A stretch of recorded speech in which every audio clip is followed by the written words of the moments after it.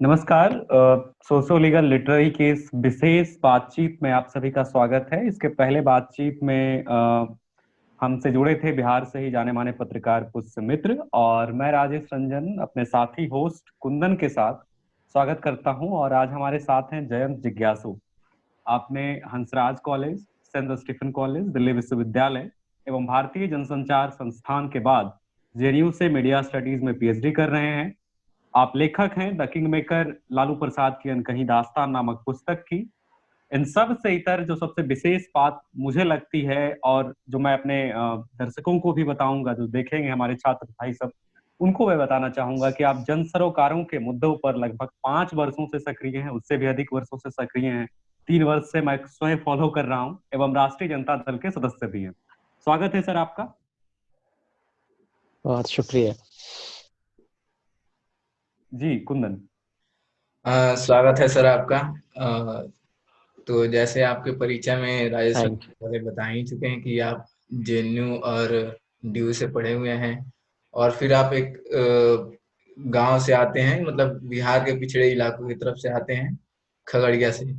तो सर मैं सबसे पहले आपसे यही जानना चाहूंगा, जो भी युवा साथी हमारे देखेंगे उनके लिए भी यह सवाल होगा कि आपका अभी तक का जीवन, विद्यालय जीवन से लेकर अब तक का सफर कैसा रहा है। सर मैं चाहूंगा कि आप इसे जितने आसान भाषा में समझा सकेंगे समझाएं, अपने सफर को बताएं। दरअसल आप दोनों ने इतने विशेषण लगा दिए हैं कि मेरी संज्ञा ही विलुप्त होती मालूम पड़ रही है। तो मेरा कोई बहुत अलग सफर नहीं रहा है जो बाकी हमारे कबीलाई कस्बाई इलाके के दोस्तों का जीवन गुजरता है, और सरकारी स्कूल से पढ़ाई वो पूरी करते हैं। उसी तरह से मेरा भी खगड़िया के गांव अलौली में जो है स्कूली एजुकेशन मेरी हुई, और वहाँ से मैट्रिक करने के बाद फिर मैं भागलपुर वगैरह आ गया था, और ग्रेजुएशन वहीं टीएनबी कॉलेज से किया। तो बचपन तो कुछ इसी तरह से गुजरा है। और पिताजी किसान भी थे, और एक प्राइमरी स्कूल में, मिडिल स्कूल में टीचर भी थे। तो कुल मिलाकर ऐसा ही माहौल रहा कि पढ़ाई लिखाई भी होती रहे, खेती किसानी भी होती रहे, और राजनीतिक माहौल भी घर का होता था। तो वो काम भी चलता रहे, कुछ पोस्टर वगैरह साटने का, और कुछ इस तरह की सियासी गतिविधियों में बचपन से जो एक कौतूहलवश भी लोग सक्रियता रखते हैं। तो इस तरह से मेरा बचपन गुजरा। और नदी हमारे घर के बिल्कुल करीब से बहती है, बागमती नदी। और मेरा ख्याल है कि उसमें मछली वगैरह जो बंसी फंसा के मारने का काम होता है, वो भी हमने खूब किया। हालांकि बहुत धैर्य का काम है, मतलब मछली मारना। कई बार आपको घंटों इंतजार करना पड़ता है, लेकिन आपके उस बंसी में वो मछली फंस नहीं पाती है। तो इस तरह से घोंघा भी हमने चुना, क्योंकि घोंघा स्नेल जो है वो बहुत स्वादिष्ट होता है खाने में। कभी आप हमारे इलाके आए, और देर से वो घोंघा पकता है। तो ये काम चौर वगैरह जो होता है, जहाँ धान की खेती होती है, वहाँ बहुत मजे से हम लोग जाकर ये करते थे अपने खेतों में ही। और फिर गेहूं की बुआई जब होती थी, तो उसको कौवे उड़ाने होते थे, बगुले, मैना, जो कि उसके मतलब एक तरह से अंकुरित होने से पहले ही उसको चुग जाया करते हैं, अगर आप उसको, उसकी देखभाल ना करें ठीक से। तो बहुत ठंड कड़ाके की होती थी, और हम लोग पुआल जलाते थे वहीं नदी के किनारे, और उसमें किसी तरह से वो बहुत दिलचस्प वक्त होता है बचपन का गांव में, अगर आप ने गुजारा है तो। और ठीक जी उसी समय बिल्कुल। फिर आप लौट के आते हैं, और फिर स्कूल की तरफ चल पड़ते हैं। एक ही बात जो मुझे ध्यान आती है कि उस वक्त बिहार के स्कूलों में शिक्षकों की संख्या भले थोड़ी कम रही हो, लेकिन वो शिक्षक बहुत कायदे के थे, और कम से कम परीक्षा वगैरह पास करके आए हुए थे, अच्छे से रिक्रूटमेंट उनका हुआ था, तो वो पढ़ाते थे। मतलब उसमें कोई क्वालिटी के साथ बहुत कॉम्प्रोमाइज नहीं हुआ था नियुक्ति प्रक्रिया वगैरह में। अब थोड़ी सी उसमें कहीं ना कहीं हमें झीझन देखने को मिलती है, और कई जगह से शिकायतें भी मिलती हैं। दूसरा, उनको जो है समान काम के लिए समान वेतन जो नहीं दिया जा रहा है, तो एक मोटिवेशन लेवल में वहाँ भी कमी है। तो ये सब कुछ संकट अभी हम देखते हैं, तो फिर लगता है कि हमारे दिन थोड़े बेहतर थे इस लिहाज से। बड़ी दुख जी। होती है सर कि अभी हमारी पीढ़ी, हम सब पलायित पीढ़ी हैं, और ज्यादातर जो लोग देखेंगे, मुझे उम्मीद है जो हमारा वर्ग है वो भी पलायित पीढ़ी ही है, शिक्षा और रोजगार के अवसर के लिए खास तौर से। इस पूरी परिस्थिति को आप कैसे देखते हैं?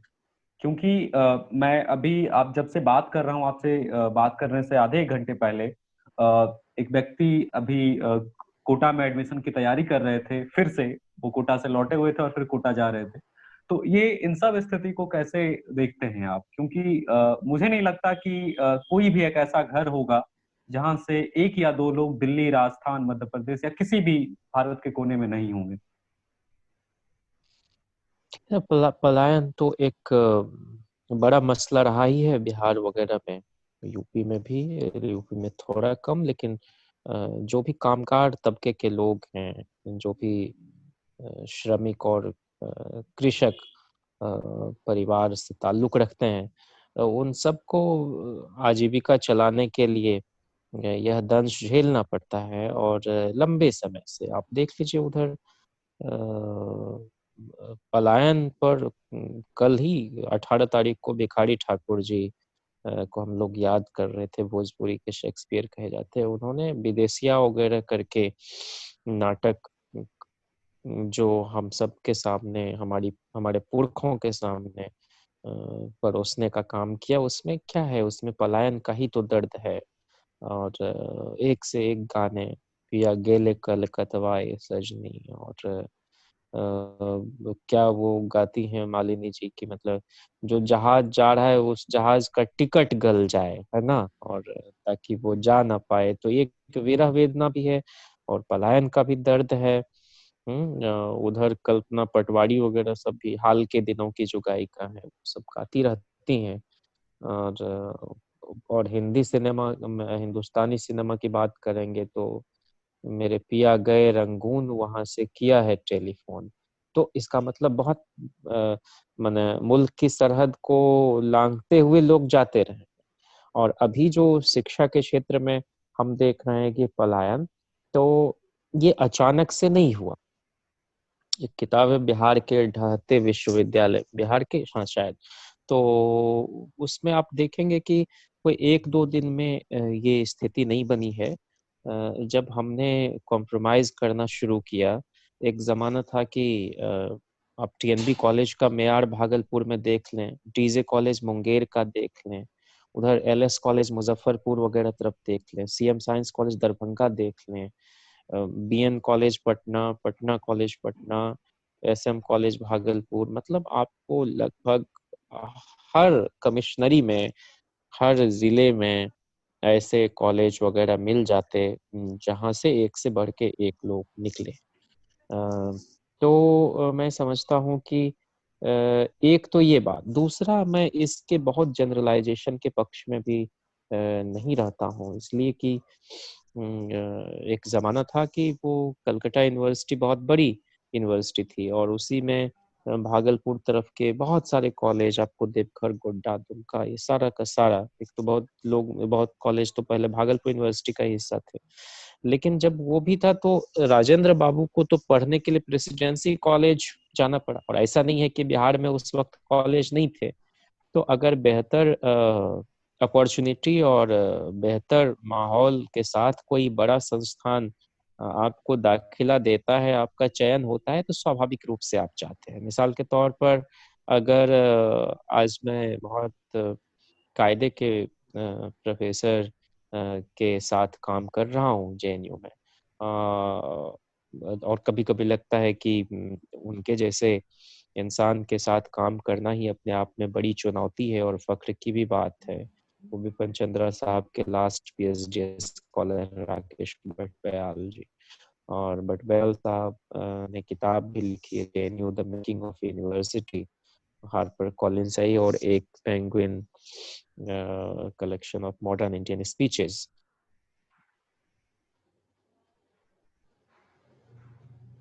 की आवाज नहीं आ रही। नोआखली वगैरह पर काम है। लेकिन अगर सर आपकी आवाज बीच में कट रही थी, नहीं आ रही थी।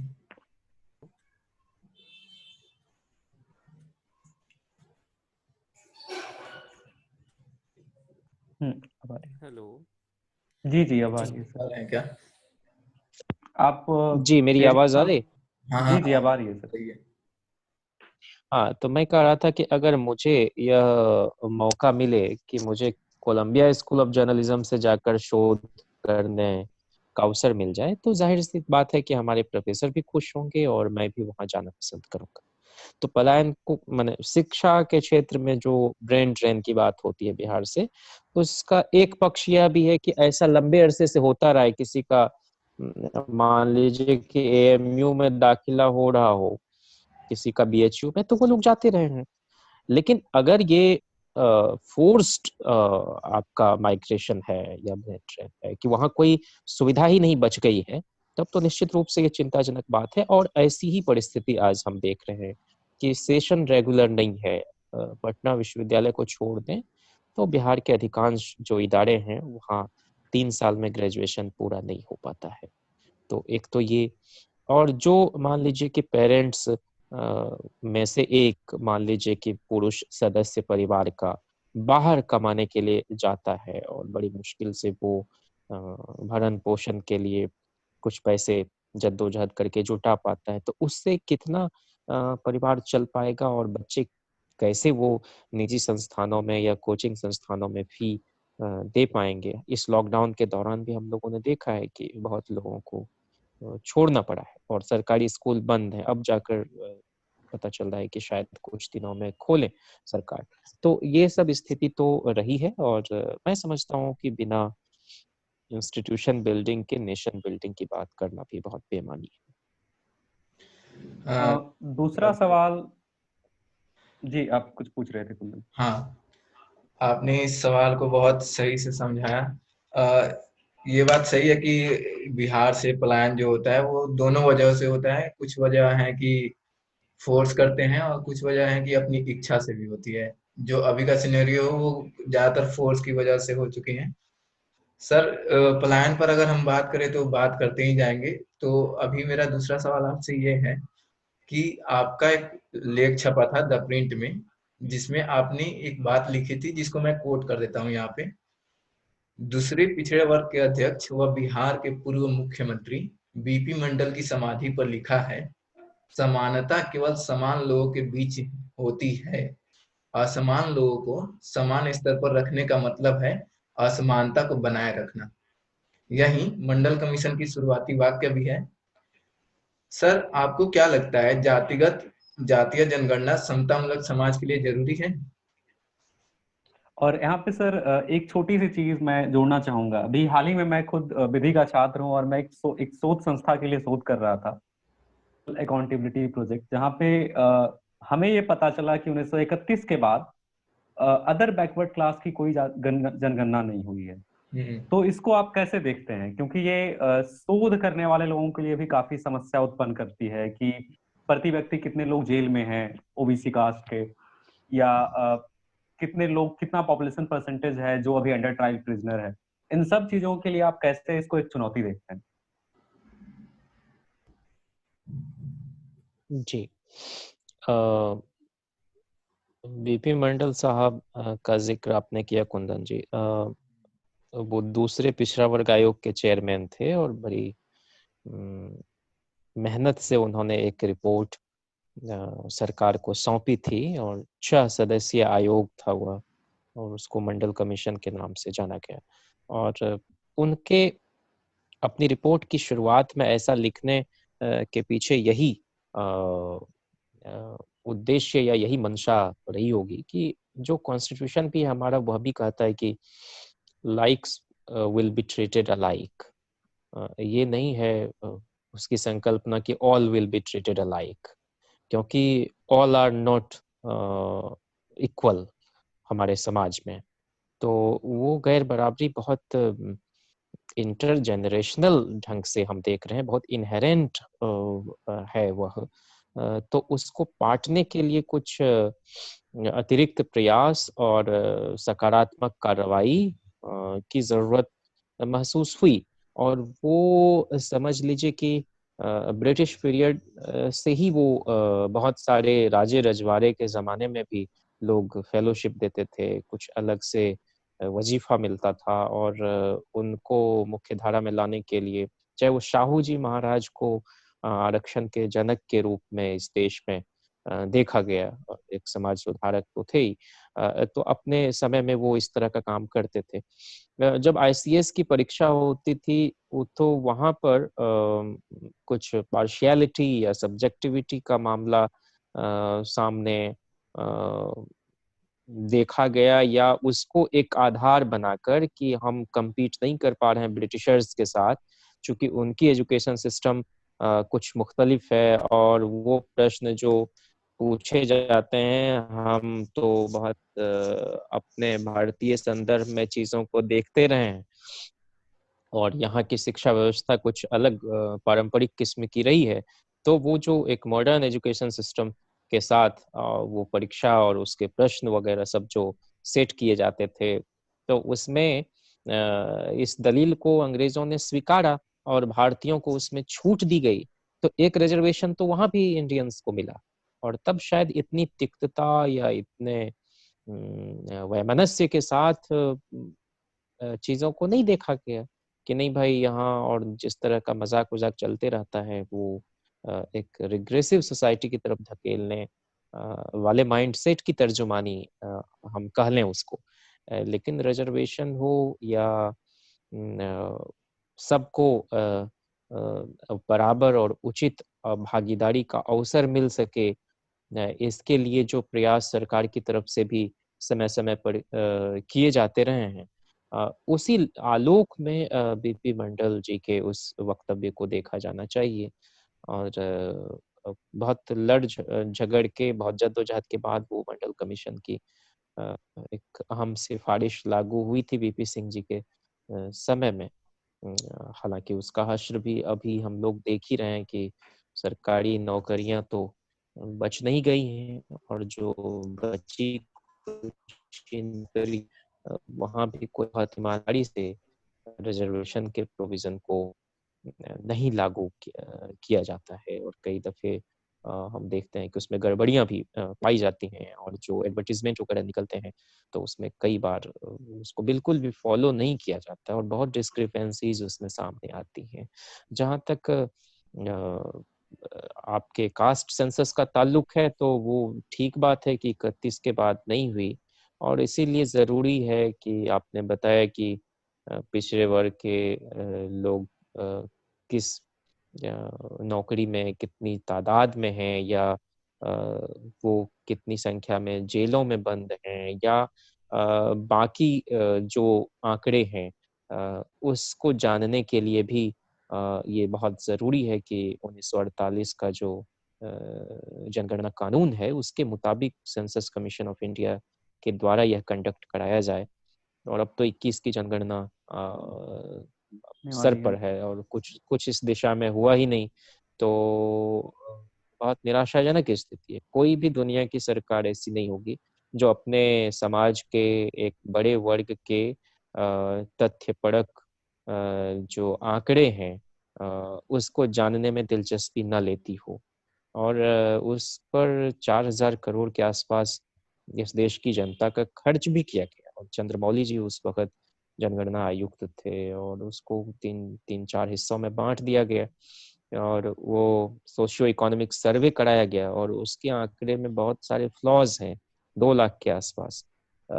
उस फ्लॉज वाले डेटा को भी जारी नहीं किया गया, तो एक तरह से बहुत त्रासद स्थिति है कि आप बहुत सारी चीज़ों को दबा देना चाहते हैं। अब देखिए कि अब अभी पार्लियामेंट की नई बिल्डिंग बनाने की बात हुई, उसकी उसका भूमि पूजन वगैरह किया गया, लेकिन उससे जुड़े हुए बहुत सारे आंकड़े हैं जो आपको पता ही नहीं चलने देते हैं। और जो अभी पीएम केयर्स फंड है, उसके बारे में बताता है कि नहीं, ये गोपनीय है, इसको नहीं बताया जा सकता है। फिर एक अभी रिपोर्ट मैं देख रहा था जिसमें कि हमारे जवानों ने कितना अपनी सैलरी से उस पीएम केयर्स फंड में केयर दिया फंड में है। दान दिया है। वो हाँ, वो शायद उस पर एक रिपोर्ट है।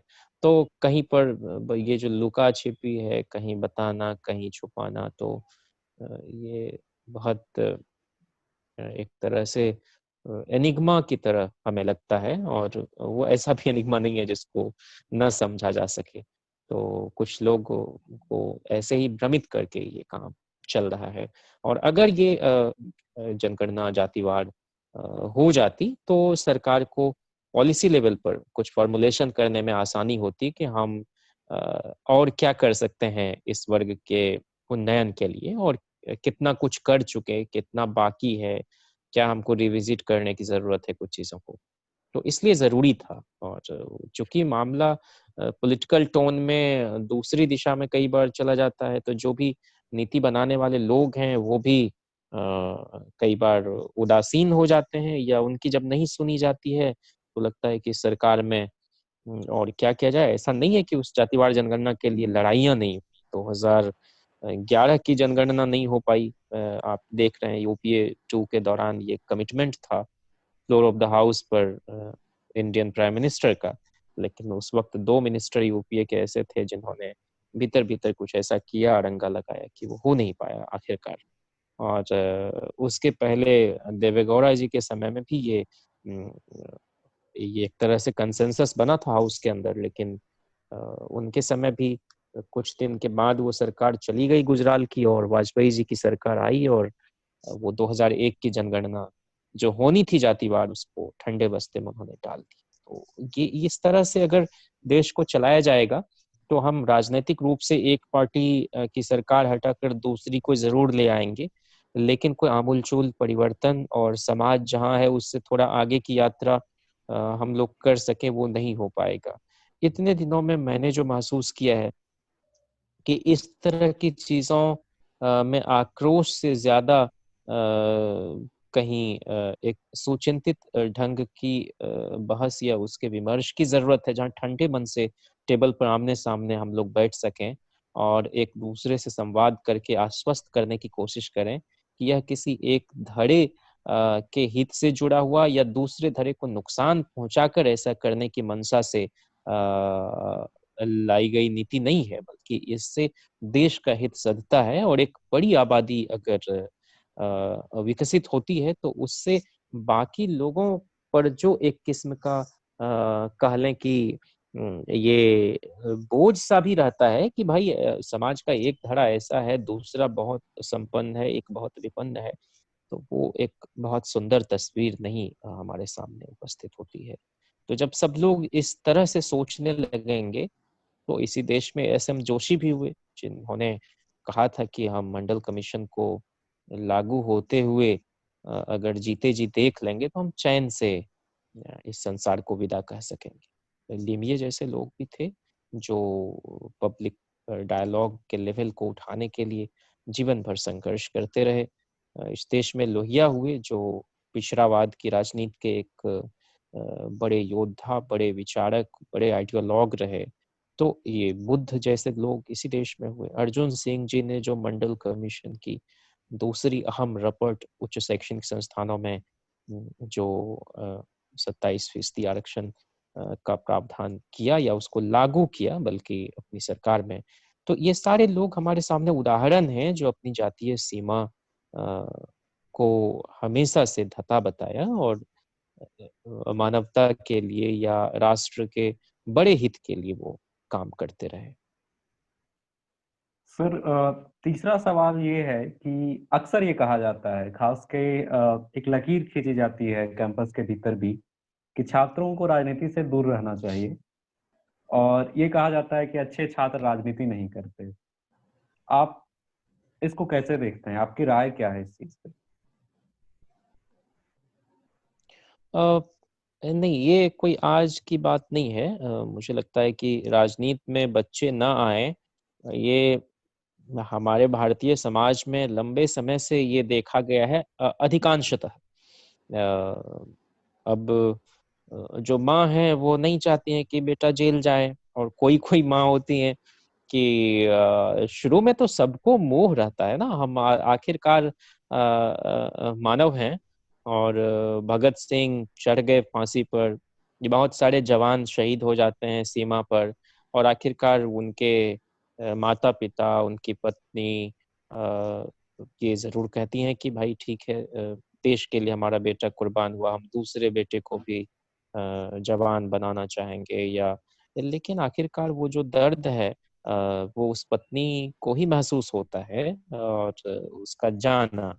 तो ये जो एक आजादी के समय में भी आपको क्या लगता है कि नेहरू जी इतने लंबे समय तक जेल की जिंदगी काटी, या हमारे हजारों पुरखे जेल में जाते थे, तो थोड़े आशंकित तो होते थे उनके माता पिता भी कि बड़बड़ पुलिस है, कहीं ऐसे नाजुक जगह पर ना लाठियां बरसा दे कि मतलब हमारे बेटे बेटी के साथ कोई हादसा हो जाए वगैरह वगैरह। एक तो ये कंसर्न है जो मतलब मेरे पेरेंट्स की तरफ से मैंने महसूस किया है, या कुछ मित्रों की ओर से भी ये पता चलता रहता है।